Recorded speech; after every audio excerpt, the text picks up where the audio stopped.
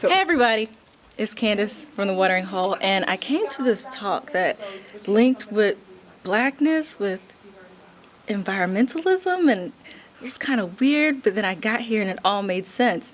So everybody needs to know about this, and this is the only way I know how to get it to you. But I'm standing here with Dr. Carolyn Finney, right? Yeah.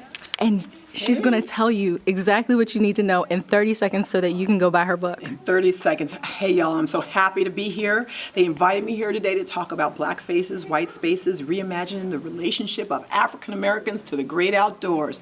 I just wanted to find a way to talk about a lot of our stories. I talked to black folks across the country. We have our experiences of nature, our own stories to tell. It was important for me to do that. It was a privilege to be able to do that, and it was great to be able to come here today to share it with everybody. So we're here at U.S.C., University of South Carolina, the real U.S.C., and she started connecting our personal heritage, which we always write about. We always talk about the land. We always talk about being connected to the place of the land and the ancestral belly button and the soil reaching back to Africa. And suddenly, she connected it to environmentalism. How did you do that? Oh, in 30 seconds or less. Well, how did I do that? Part of it was, well, what you said, I had to first know what my own roots were and my own family's roots are. And real roots, literally like where I grew up in New York, my parents caring for the land there.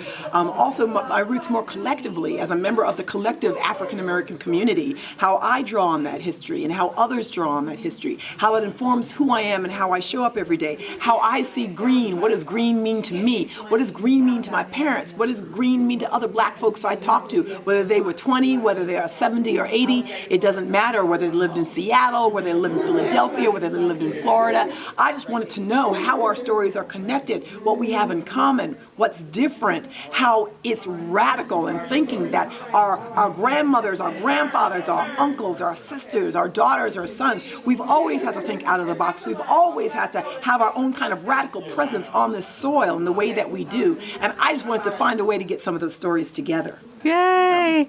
So now I'm walking away, and because my grandmother collected foil during the Depression, aluminum foil, I am, by my genetics, an environmentalist. Go, girl!